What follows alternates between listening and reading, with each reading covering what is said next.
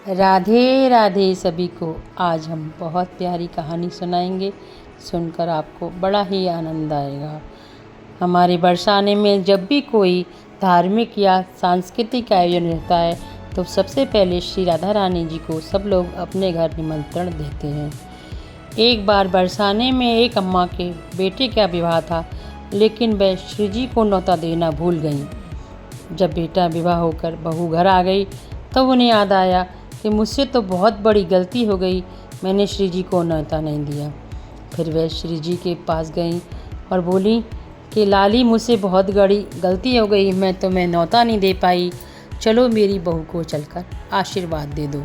राधा रानी ने कहा, माई कोई बात नहीं अम्मा, मैं भी तो आपकी हूँ, कोई बात नहीं, मैं ज़रूर आपकी बहू को आशीर्वाद देने और देखने आऊँगी।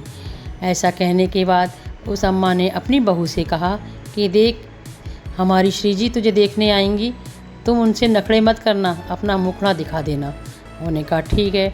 उधर कृष्ण जी को मालूम पड़ा कि श्री जी अम्मा के यहाँ उनकी बहू देखने जाने वाली हैं, तो श्री कृष्ण भगवान वहाँ पर गए और बहू को तो गहरी नींद में सुला दिया और स्वयं उसके जैसे वस्त्र पहनकर घूंघट कर कर राधा रानी के सामने आ गए। जब राधा रानी के सामने आ गए तो राधा रानी की सखियाँ बहुत सारी भेंट और पोशाक लेकर आई थी।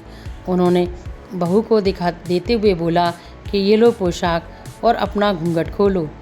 बहू के रूप में तो श्री श्याम जू थे, वो उन्होंने गर्दन हिला दी।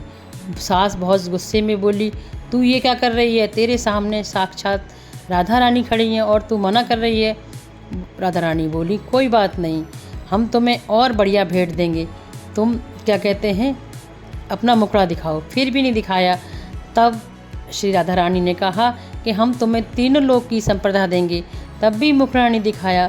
तब फिर राधा रानी ने कहा, वो समझ गई ये मामूली दुल्हन नहीं, बहू नहीं, ये श्याम जू है। राधा रानी ने मुस्कुराते बोली, ठीक है, हम तुम्हें अपने निज भवन में प्रवेश देंगे। जैसे ही उन्होंने कहा कि निज भवन में प्रवेश करेंगे, वैसे ही श्याम जी ने घूंघट ऊपर किया और 2 मिनट में फिर घूंघट कर लिया। इस प्रकार राधा रानी ने वचन दिया कि मैं आपको अपने निजी महल में प्रवेश दूंगी। वैसे सुनकर कृष्ण भगवान जी बहुत खुश हुए और उसके बाद राधा रानी के निजी भवन में सखियों के साथ भगवान कृष्ण जी का भी प्रवेश हो गया।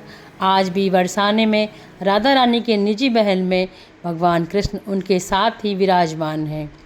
आप जब भी कभी बरसाने जाएं तो राधा रानी के निजी महल में भगवान कृष्ण के साक्षात दर्शन आपको होंगे, जहाँ पर वह श्री श्याम जू दोनों एक साथ खड़े हुए हैं। आपको मेरी कहानी कैसी लगी? अगर पसंद आई हो तो प्लीज़ मेरे चैनल को सब्सक्राइब कीजिए, लाइक कीजिए, शेयर कीजिए। ऐसी प्यारी प्यारी कहानियाँ आपके लिए लाती रहूँगी। अगर सब्सक्राइब कर लिया है तो बहुत धन्यवाद, नहीं किया है तो प्लीज़ कर लीजिए। ऐसी प्यारी प्यारी कहानियाँ आपके लेके आती रहेंगी। राधा रानी की, श्याम जू की। बोलो जय जय श्री राधे राधे, राधे राधे।